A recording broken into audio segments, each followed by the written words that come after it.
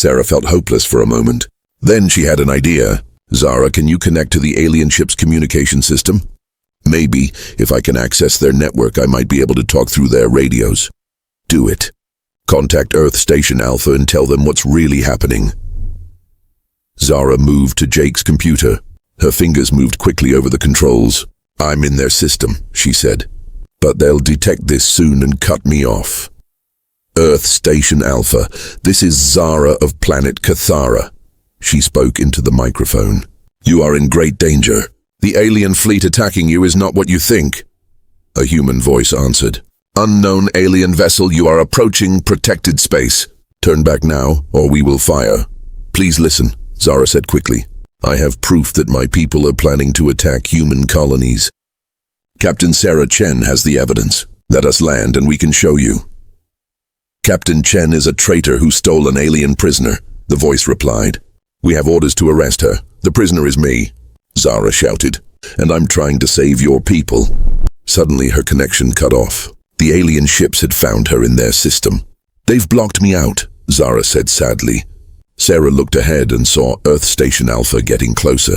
It was huge and covered with weapons, but she also saw something that made her heart sink. Look, she pointed out the window. Around Earth Station Alpha were dozens of alien ships. They looked exactly like the ones chasing them. The fleet, Zara whispered. They're already here. But why aren't they attacking? Maria asked. Because they're not ready yet, Zara explained. They're waiting for something. Maybe orders from their commanders. Sarah realized they had very little time. Jake, get us to the station. We're going to land whether they want us to or not. Captain, they're pointing their weapons at us. I know, but if we don't try, billions of people will die. As they got closer to Earth Station Alpha, both human and alien ships began targeting them. They were caught between two forces, and both thought they were the enemy. This is it, Sarah said. Zara, are you ready to save the universe? Zara looked at her new human friends. These people had risked everything to believe her. Now it was her turn to prove they were right. I'm ready, she said. But we have to reach the main communication room, and I'm getting weaker. Sarah saw that Zara was right. Her face was pale and she could barely stand. Don't worry, Sarah said. We'll carry you if we have to. The ship shook as weapons from both sides fired warning shots. Here we go, Jake said, steering toward the station's landing bay. But as they got closer, Zara suddenly collapsed. Her eyes closed and she stopped breathing. The victory, Zara, Maria shouted, rushing to check on her. She put her ear to Zara's chest. She's still alive, but barely. Her heart is very weak.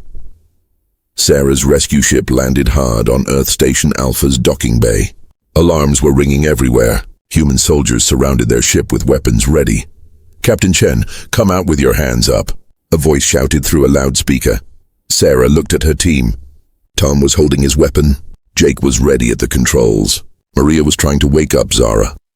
We don't have time for this, Sarah said. Those alien ships around the station aren't here for peace talks. They're waiting for the signal to attack. How do we get to the communication center? Tom asked. We fight our way through, Sarah replied. Tom, you and Jake clear a path. Maria, help me carry Zara. They opened the ship's door. Immediately, human soldiers pointed their weapons at them. Stop!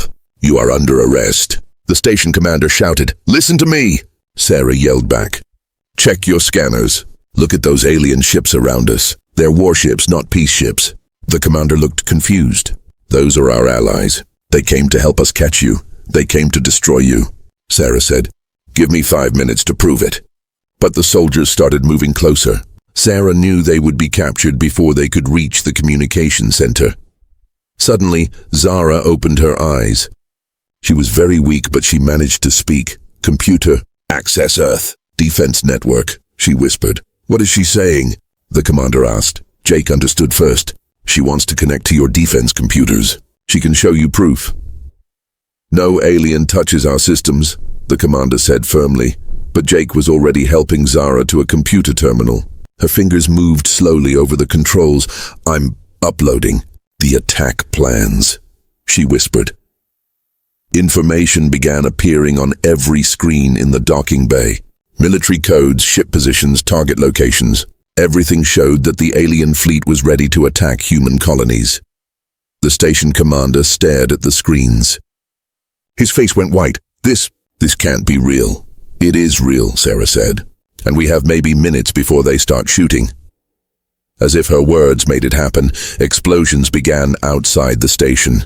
The alien fleet had started their attack. All units, battle stations. The commander shouted into his radio.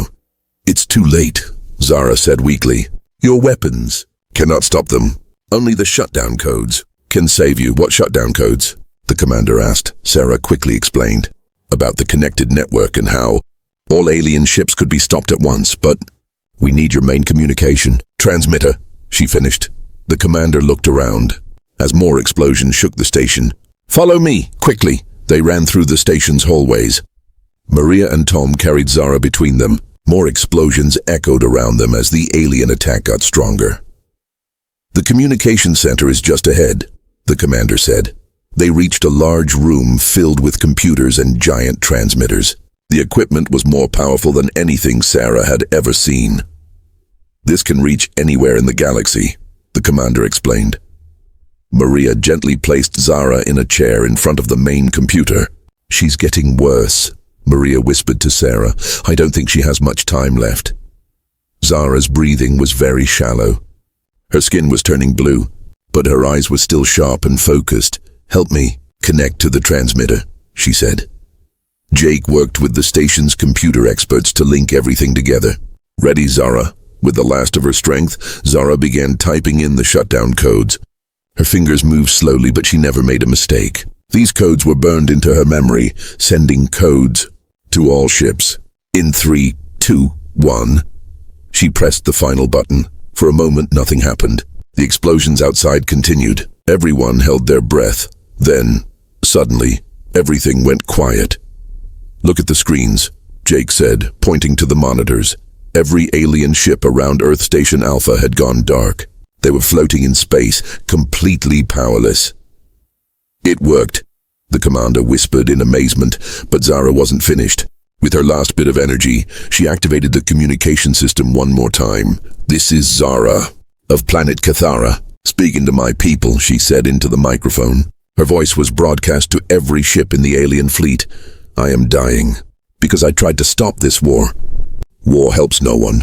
It only brings pain and death. Humans are not our enemies. They could be our friends, if we choose peace instead of violence. She looked at Sarah with tired but happy eyes. Take care of each other, she whispered. Then Zara closed her eyes and stopped breathing.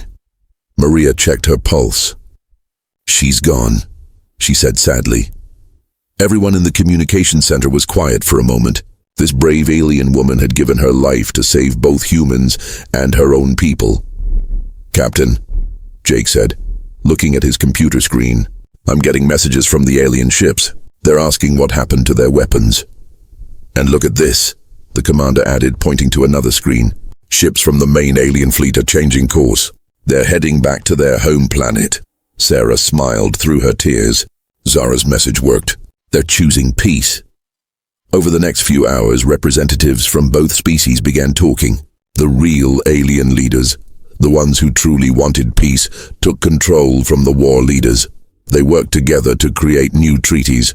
This time, the agreements were real and honest. Earth Station Alpha became a meeting place where humans and aliens could work together. They shared technology, knowledge, and friendship. A memorial was built for Zara. It had these words written on it. Sometimes the ones they call crazy are the only ones telling the truth. Sarah often visited the memorial. She would tell new visitors Zara's story about a woman who lost everything to save everyone. And in space around the memorial, human and alien ships patrolled together, protecting the peace that Zara had died to create. Her sacrifice had saved billions of lives and brought two species together as friends instead of enemies. The universe was safer because one person had the courage to tell the truth, even when everyone called her crazy. The end. The choice, the 3 alien warships moved closer to Sarah's rescue ship. Their weapons were charging up, making a low humming sound that everyone could hear. Captain, they're sending us a message, Jake said, his fingers flying over the computer controls. Put it on the main screen, Sarah ordered. The face of an alien commander appeared. He looked angry and mean. "Human ship, you have something that belongs to us. Give us back the prisoner." Sarah stepped forward. "She's not a prisoner. She's a person asking for help." "That creature is a criminal," the commander said coldly. "She has committed crimes against our government. Hand her over now, or we will take her by force." Behind Sarah, Zara tried to stand up from her medical bed. "Don't listen to him," she said weakly. "If you give me back, they will kill me. And then millions of humans will die." The commander's face twisted with anger. "See, she fills your head with lies even now. She is crazy, just like we told you." Sarah looked back at Zara, then at her team. Tom had his hand on his weapon. Maria stood protectively near Zara. Jake was ready at the controls. "We need proof," Sarah said to the commander. "Show us evidence of her crimes." The commander laughed. "We don't need to prove anything to humans. Give her to us in 5 minutes, or we will destroy your ship and take her anyway." The screen went black. "Captain, what are we going to do?" Tom asked. Before Sarah could answer, another message came in. This time, it was from Earth Command, the human military headquarters. Admiral Johnson's face appeared on screen. He was Sarah's boss and looked very serious. "Captain Chen, we've been watching your situation. You will hand over the alien prisoner immediately." Sarah felt confused. "Sir, I don't understand. She says there's going to be an attack on human colonies." "That's exactly the kind of crazy talk we were warned about," the Admiral said. "The alien government contacted us. They explained that this prisoner is mentally ill and dangerous. They're our allies, Captain. We have peace treaties with them. But Admiral, what if she's telling the truth?" "She's not," Admiral Johnson said firmly. "That's an order, Captain. Give her back to her people right now." The screen went dark again. Sarah stood in the middle of her ship, feeling torn. On one side, her military commanders and alien allies were telling her Zara was crazy. On the other side, Zara was begging for her life and warning about a massive attack. "Captain," Maria said quietly, "look at her. Really look at her. Does she seem crazy to you?" Sarah looked at Zara. The alien woman was thin and weak, but her eyes were clear and intelligent. She didn't look like someone who had lost her mind. "Zara," Sarah said, "if you're telling the truth, do you have any proof?" Zara nodded slowly. "In my clothes, there's a small data chip. I hid it before they captured me. It has copies of the attack plans." Tom carefully searched Zara's torn clothes. He found a tiny chip hidden in the cloth. "Jake, can you read this?" Sarah asked. Jake put the chip into his computer. Information began flowing across the screen. His face went white as he read. "Captain, this is real. These are detailed military plans. Ship movements, target locations, attack dates. They're planning to hit New Earth colony in 4 days." "It could be fake," Tom said, but he didn't sound sure. "Look at this." Jake pointed to the screen. "These are real alien military codes. I recognize them from our peace treaty documents. Only someone with high security clearance could have these." Sarah's mind raced. If Zara was telling the truth, millions of people would die. If she was lying. But why would she lie? What would she gain? "There's more," Jake said. "According to this, the peace treaties were always meant to be broken. They were just buying time to get their fleet ready." Suddenly, the alien warships moved even closer. Their weapons were now fully charged. "Time is up, humans." The commander's voice came over their radio. "Give us the prisoner or die." Sarah looked at her team. She looked at Zara. She thought about the millions of people living peacefully on human colonies, not knowing what was coming. "Jake, prepare for emergency jump to hyperspace," she ordered. "Captain." Tom looked surprised. "We're keeping Zara," Sarah said firmly. "If there's even a small chance she's telling the truth, we have to warn Earth." "But Admiral Johnson ordered us to—" Maria started. "Admiral Johnson is wrong," Sarah interrupted. "Sometimes you have to choose between following orders and doing what's right." The alien commander's voice came over the radio again. "You have made a big mistake, humans." "Maybe," Sarah said. "But I'd rather make a mistake trying to save lives than make a mistake by letting millions die." "Jake, jump now." "Where to, Captain?" "Earth. We need to warn everyone, and we need to get there before that alien fleet does." Jake's fingers flew over the controls. "Jumping in 3, 2, 1. The rescue ship disappeared in a flash of light, leaving the 3 alien warships behind. But Sarah knew they would follow. And now she was running out of time to convince Earth Command that their ally was really their enemy.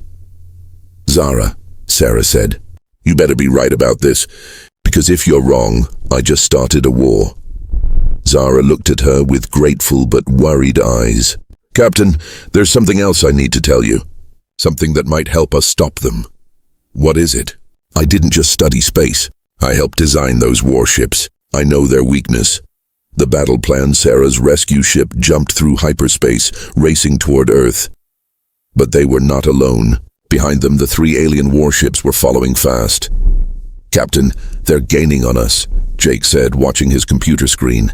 "Our ship is smaller and faster, but they have better engines."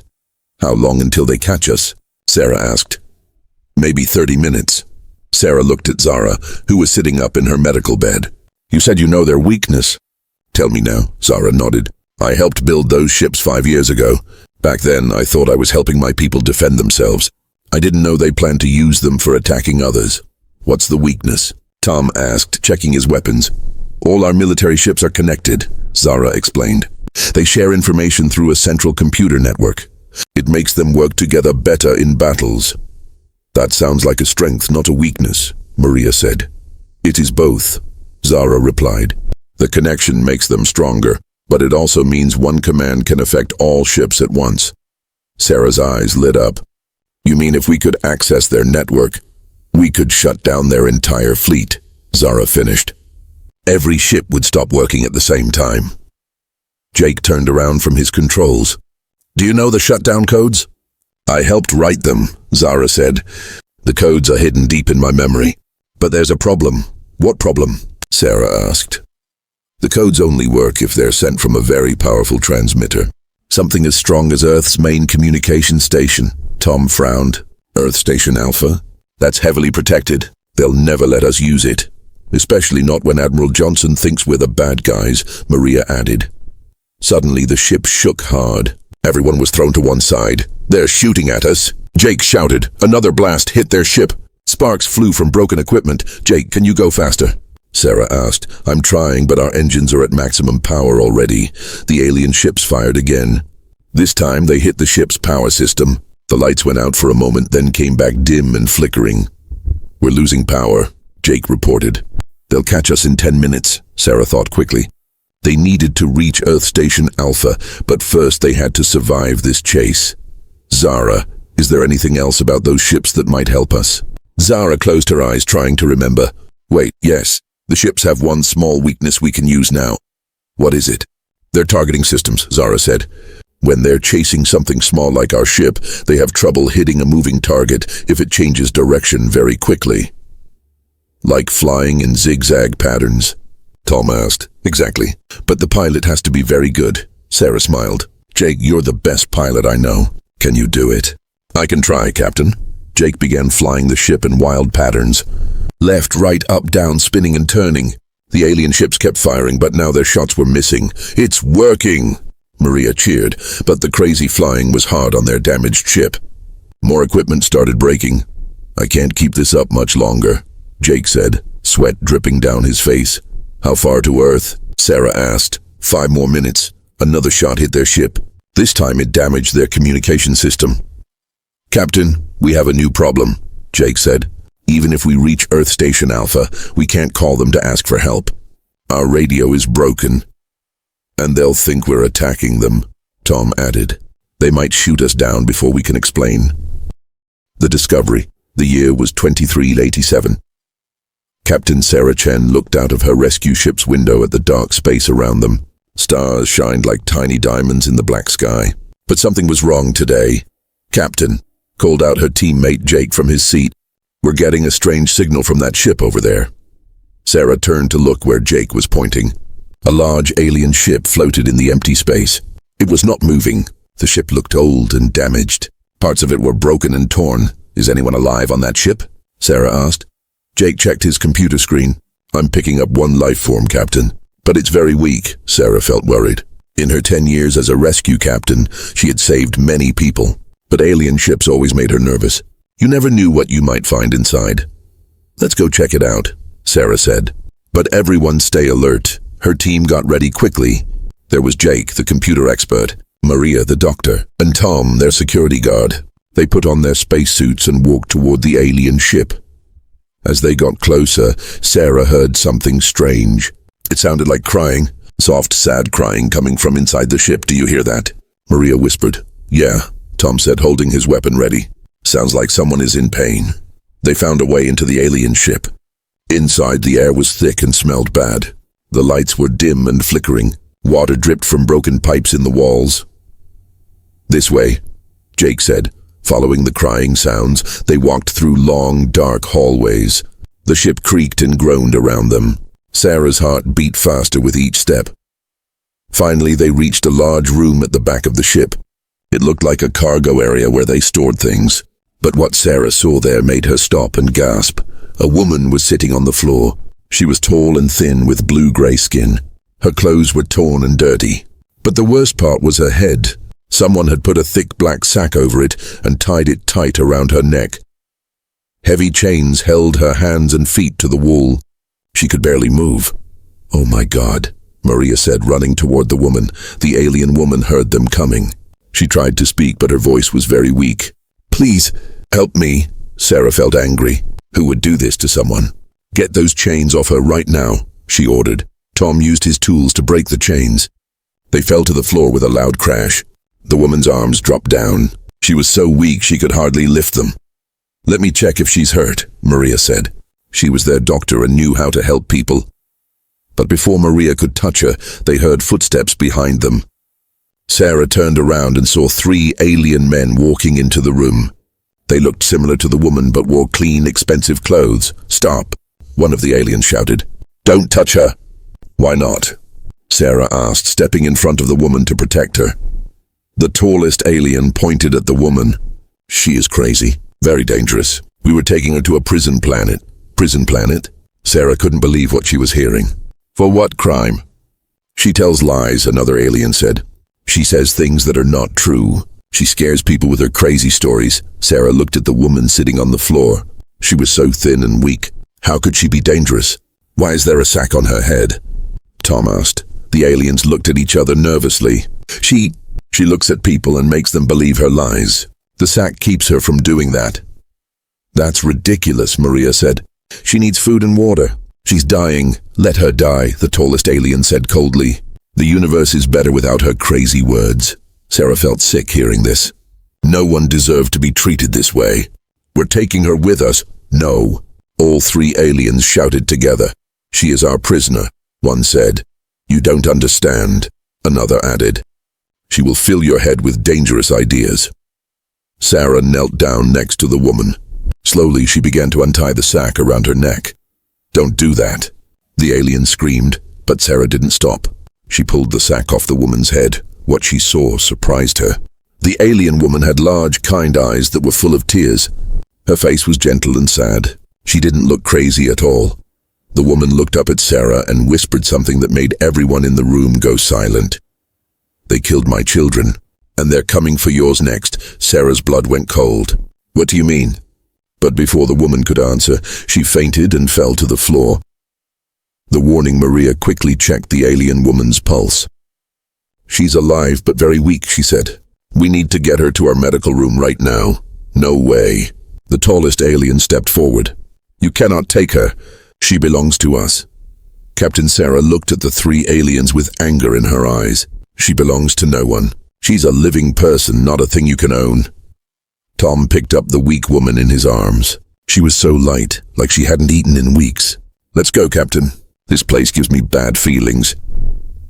As they walked back to their ship, the 3 aliens followed them. They kept saying the same things over and over. "She's dangerous. Don't believe anything she says. She will trick you with her lies." But Sarah ignored them. Something about the woman seemed honest and good. Her eyes had shown real pain, not craziness. Back on their rescue ship, Maria put the alien woman on a medical bed. She gave her water and medicine to make her stronger. After 2 hours, the woman opened her eyes. She looked around the clean, bright room and started to cry. "Thank you," she whispered. "I thought I would die in that dark place." Sarah sat down next to her bed. "What's your name?" "My name is Zara," the woman said. I come from planet Cathara. Zara, those men said you were crazy. They said you tell lies. Is that true? Zara's eyes filled with tears again. I only told the truth. But sometimes the truth is something people don't want to hear. What truth? Jake asked, sitting down to listen. Zara took a deep breath. It started 6 months ago. I worked as a scientist on my planet. My job was to study space and other worlds. She paused and wiped her eyes. One day, I found something terrible in our government's computers. What did you find? Sarah asked softly. A secret plan, Zara said. My people were planning to attack human colonies. They wanted to destroy your worlds and take them for ourselves. Sarah felt her heart stop. Attack human colonies? Which ones? All of them, Zara whispered. Starting with New Earth, then Mars colony, then your home planet. Tom stood up quickly. That's impossible. We have peace treaties with your people. The treaties are lies, Zara said sadly. Our leaders signed them to make humans trust us. But they were always planning this war. Maria shook her head. Why would they want to attack us? Resources, Zara explained. Your planets have things we need. Clean water, good air, rich soil. Our planet is dying. Instead of asking for help, our leaders decided to just take what they want. Sarah felt sick. So what did you do when you found this plan? I tried to warn people, Zara said. First, I went to other scientists on my planet. I showed them the secret documents. Did they believe you? No, they said I was making it up. They said I was trying to cause trouble. Zara's voice became shaky. Then I tried to contact human colonies directly. I sent secret messages warning them about the attack. And that's when they called you crazy? Jake asked. Yes. When my government found out what I was doing, they said I had lost my mind. They told everyone I was a traitor who hated our own people. Sarah leaned forward. What happened to your family? Zara's face went white. She was quiet for a long moment. I had 2 children, a boy and a girl. They were so young and beautiful. Where are they now? Maria asked gently. Dead, Zara whispered. My government killed them to punish me for telling the truth. They said traitors don't deserve families. Everyone in the room went silent. Sarah felt her hands shake with anger. After they killed my children, they put me in chains, Zara continued. They put that sack on my head so people couldn't see my face. They told everyone I had gone crazy from sadness. But you weren't crazy, Sarah said. No, I was just trying to save lives. Human lives and alien lives. War helps no one. Jake checked his computer. Zara, when is this attack supposed to happen? Zara looked at him with fear in her eyes. The fleet left my planet 3 days ago. They should reach human space in less than a week. A week? Sarah jumped up. We have to warn Earth Command right now. They won't believe you, Zara said sadly. Just like no one believed me. Suddenly alarms started ringing all over their ship. Tom ran to look at their radar screen. Captain, he shouted. We have company. 3 alien warships just appeared, and they're heading straight for us. Zara sat up in her bed even though she was still weak. They found us. They're coming to take me back. Or to kill us all, Sarah said, looking out the window at the approaching ships.